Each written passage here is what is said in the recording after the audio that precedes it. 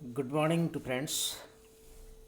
आज हम BSc part second physics first heat and thermodynamics में यूनिट सेकंड को कंटिन्यू करते हुए जो टॉपिक डिस्कस करेंगे वह है reversibility of Carnot engine and Carnot theorem. Carnot engine की उत्क्रमणीयता एवं कार्नोट प्रमेय। ये उत्क्रमणीयता क्या होती है किसी भी इंजन की, यह हम पर्टिकुलर डिस्कस कर रहे हैं कार्नोट इंजन की। तो कार्नोट इंजन 4 उत्क्रमणीय प्रक्रियाओं पर आधारित होता है। There are 4 reversal process are there, जैसे हमने पहले की पढ़ के आए हैं। समतापी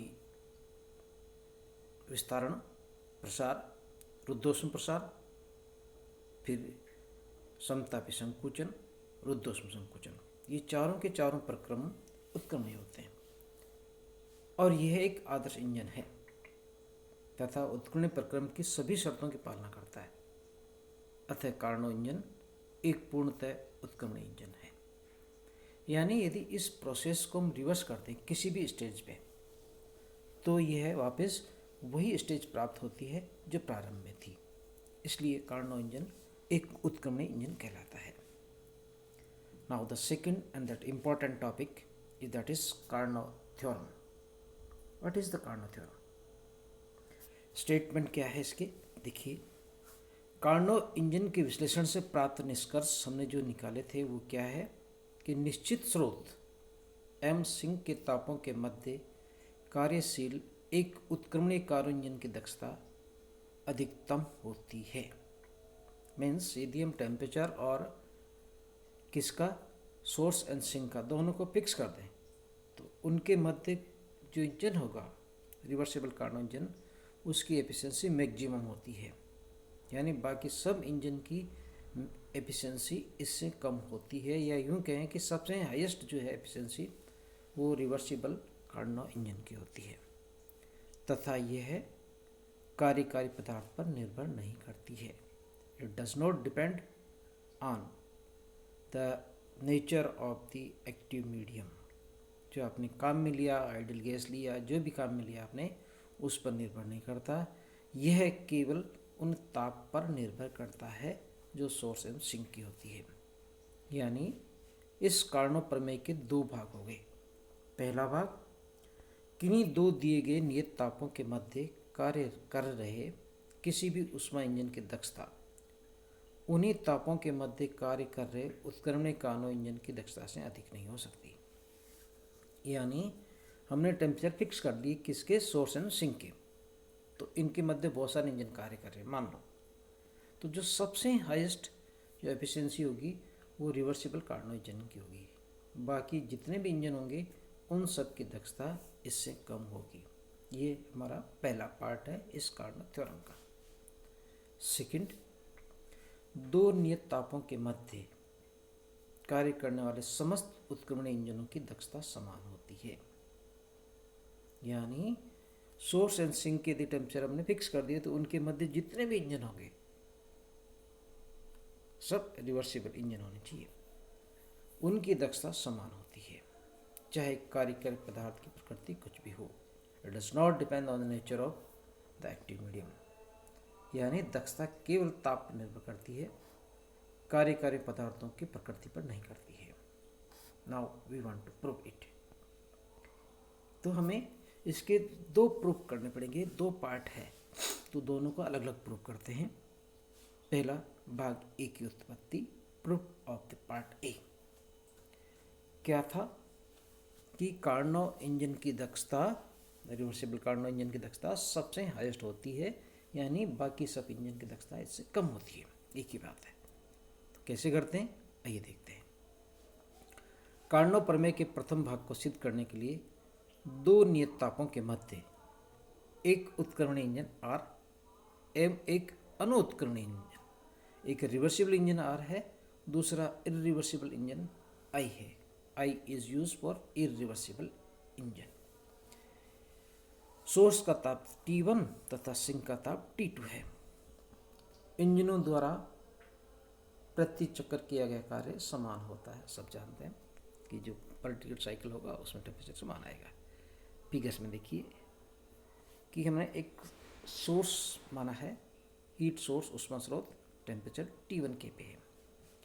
इसमें दो इंजन है, एक आर है एक आई है, और दूसरा सिंक है जिसका टेम्परेचर T2 है। इन दोनों के मध्य कार्य करता है। अब हमने ये माना उत्क्रमणीय इंजन आर ऊष्मा स्रोत T1 से Q ऊष्मा ग्रहण करता है और W कार्य करके शेष ऊर्जा Q माइनस डब्ल्यू ताप T2 पर ऊष्मा सिंक को निष्कासित कर देता है। एक सिंपल प्रोसेस जो मैं सेकंड फिगर में मानी है वो देखिए कि T1 टेम्परेचर से Q ऊर्जा ली इसने, W कार्य किया और जो शेष ऊर्जा बच गई Q माइनस डब्ल्यू वो सिंक को देती है। इट इज इजी एंड जो हमने पहले किया था उस फॉर्मूले में काम करता है। तो देखें इस उत्क्रमण इंजन की दक्षता क्या आती है। इंजन द्वारा किया गया उपयोगी कार्य डिवाइडेड बाई इंजन द्वारा ग्रहण की गई ऊष्मा। सो डब्ल्यू इसने कार्य किया और ऊष्मा ग्रहण की सोर्स है क्यू। सो एन आर पर reversible, eta R equal to W by Q. ये रिवर्सिबल इंजन के लिए हो गया। अब हम नेक्स्ट यूज़ करते हैं, नेक्स्ट अज्यूम करते हैं कि एक इरिवर्सिबल इंजन है जो इन्हीं टेम्परेचर के मध्य कार्य कर रहा है।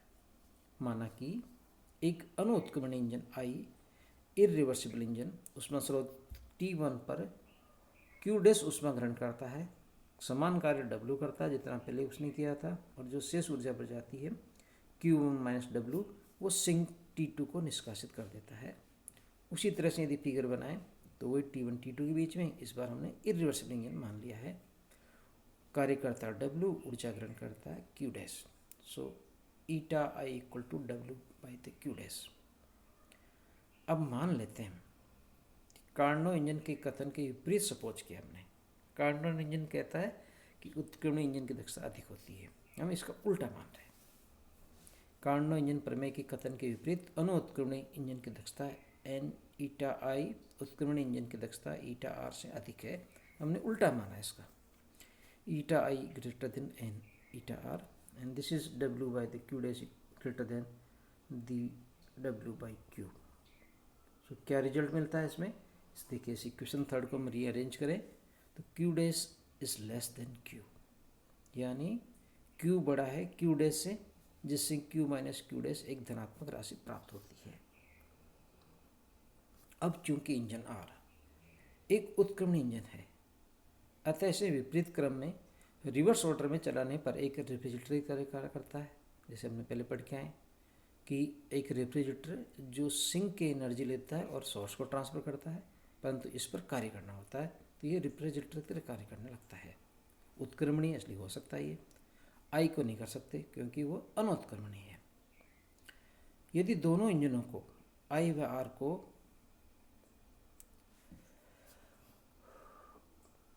परस्पर उत्क्रमणीय क्रम को एक बेल्ट से जोड़ दिया जाए, उत्क्रमित करती युग्मित कर दिया जाए जैसे हमने फिगर में बताया है, तो इंजन आई द्वारा किया गया कार्य डब्ल्यू इंजन आर को आरोपित किया जा सकता है। यानी इस मशीन बन के एक तरह से हमारे पास में जो कार्य करता है आई इंजन, जो इरिवर्सिबल इंजन है वो कार्य करता है, और जो कार्य करता है वो कार्य कहाँ चला गया, ट्रांसफर हो गया और रिवर्सिबल इंजन पे हो गया जो आर था उसमें, और जिसको हम रेफ्रिजरेटर की तरह कार्य करते हैं। और रेफ्रिजरेटर के लिए हमें क्या चाहिए, उस पर काम करना पड़ता है ताकि ये लो टेम्परेचर से सिंक से एनर्जी लेके सोर्स को ट्रांसफ़र कर दे, जिसे हमने पहले पढ़ के आए। यानी ये एक इंजन बन गया, एक कंबाइंड एक मशीन बन गई, संयुक्त मशीन बन गई जो अपने आप कार्य करती है। इंजन आई काम करता है, इंजन वो जो किया गया काम है वो उससे आर ऑपरेट होता है और ये अपने आप एक कार्य करना शुरू कर देता है। तो देखते हैं इस प्रकार ये एक संयुक्त मशीन की तरह स्वयं चालित मशीन हो जाती है, जिससे कार्य करने की बाह्य आवश्यकता जरूरत नहीं पड़ती, क्योंकि ये आई कार्य करता है और किस पर कार्य करता है, आर पर कार्य करता है, तो दोनों ऑटोमेटिकली चलते रहेंगे। अतः संयुक्त निकाय इन दोनों को ज्वाइन करके देखें तो एक चक्कर में सिंक से ऊष्मा प्राप्त कितनी करता है ये, Q minus W minus Q dash minus W. क्यों, क्योंकि देखिए सिंक से एनर्जी ली इसने Q माइनस डब्ल्यू किसने, आर से रेफ्रिजरेटर ने, रिवर्सिबल इंजन ने। इसको ऊर्जा कितनी मिली, सिंक को Q डैश माइनस डब्ल्यू, तो इसने नेट एनर्जी कितनी ली वहाँ से, Q minus W minus of the Q dash minus W, means Q minus Q dash, जो एक धनात्मक राशि है जो हमने पहले ही मान ली थी। इस प्रकार यह एक चक्र में स्रोत को दी गई ऊष्मा Q माइनस क्यू डैश एक धनात्मक राशि होती है। यानी समझिए इस उपकरण के बारे में कि यह एक उपकरण बन गया जिसमें यह एक एनर्जी लेता है सिंक से और ट्रांसफर करता है सोर्स को। अतः उपयुक्त से स्पष्ट है कि यह एक संयुक्त मशीन द्वारा बिना किसी बाह्य कार्य की उपस्थिति में, कोई बाहरी एजेंसी नहीं है, कोई काम करने वाला नहीं है, प्रति चक्र निम्न ताप T2 पर Q माइनस क्यू डैश ऊष्मा लेकर उच्च ताप T1 पर समान ऊष्मा Q माइनस क्यू देती रहेगी। बाहर से जरूरत नहीं पड़ेगी। जो इरिवर्सिबल ने जो काम किया उससे वो ऑपरेट होगा, आर वाला रेफ्रिजरेटर वो एनर्जी ट्रांसफर कर देता है। इस प्रकार संयुक्त प्रक्रम द्वारा बिना कार्य किए गए निम्न ताप से उच्च ताप की ओर ऊर्जा स्थानांतरित की जा सकती है। मतलब ये है, ये तो इस तरह से है कि बिना मोटर लगाए आप नीचे से ग्राउंड से जो टैंक भरा हुआ पानी उससे आप ऊपर के टंकी में पानी पहुंचा सकते हैं। So that is impossible. अपने आप नहीं हो सकता, ऊपर से नीचे आ सकता है पर नीचे से ऊपर नहीं आ सकता।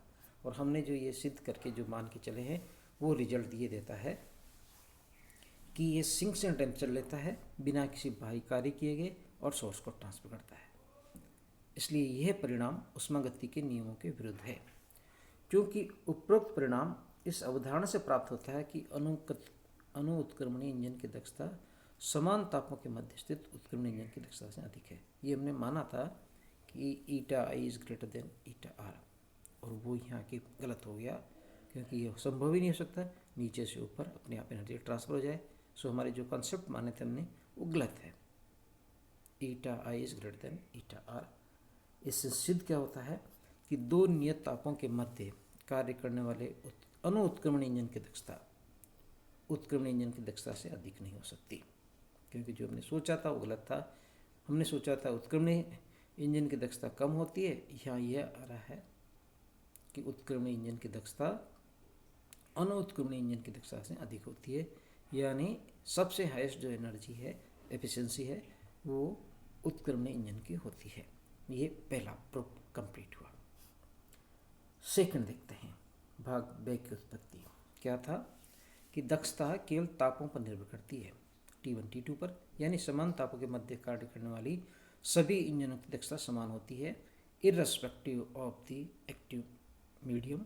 जो हमने सक्रिय माध्यम डाला था जिस पे हम ये सारे काम कर रहे हैं, उस माध्यम की प्रकृति पर निर्भर नहीं करता, केवल T1 T2 पर निर्भर करता है। तो इसको प्रूव करने के लिए हम क्या माने, आइए देखते हैं। माना कि दो नियत तापों के मध्य उत्क्रमणीय इंजन आर व आर डैश की कल्पना करते हैं। इन दोनों को भी पूर्व की भांति युग्मित कर दिया जाए।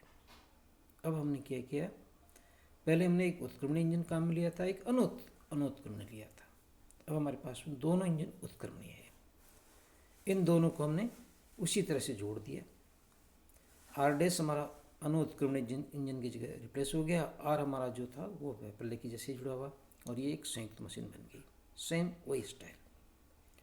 माना कि eta R is greater than eta R dash. तो प्रमेय के भाग ए के अनुसार पूर्व की भांति गलत निष्कर्ष पे पहुँचते हैं, क्योंकि बिना किसी बाह्य कार्य के निम्न ताप से उच्च ताप की ओर स्थानांतरण नहीं किया जा सकता। इसलिए eta R is greater than the eta R dash गलत है। ये हमने सिद्ध पहले जैसे मान लिया हमने उत्क्रमणीय अनुत्क्रमणीय का। अब हम इसका उल्टा मान लें, eta R dash is greater than eta R, तो दोनों रिजल्ट गलत प्राप्त हो जाते हैं क्योंकि दोनों उत्क्रमणीय इंजन है। इसलिए हम कह सकते हैं कि पहले अनुत्क्रमणीय इंजन के हमने आर डैश को रिप्लेस किया और इस बार हमने आर को अनुत्क्रमणीय मान लेते हैं। दोनों स्थिति में सिद्ध कर जाता है, गलत होता है कि अनुत्क्रमणीय इंजन की दक्षता इससे कम होती है, यानी दोनों स्थिति समान आती है। इससे ये परिणाम निष्कर्ष निकलता है कि दोनों तापों के मध्य कार्य करने वाले सभी उत्क्रमणीय इंजनों की दक्षता समान होती है। न ईटा आर डैश से बड़ा है और न ईटा आर डैश ईटा आर से बड़ा है। तो जब बड़े दोनों नहीं है तो कैसे होंगे, ये इससे बड़ा नहीं है, ए बी से बड़ा नहीं है और बी ए से बड़ा नहीं है, इसका मतलब दोनों बराबर है। तो दिस प्रूव दैट दो नियत तापों के मध्य कार्य करने वाली सभी उत्क्रमणीय इंजनों की दक्षता समान होती है, and it does not, it depends on the nature of the materials. So this is all about for today. Thank you.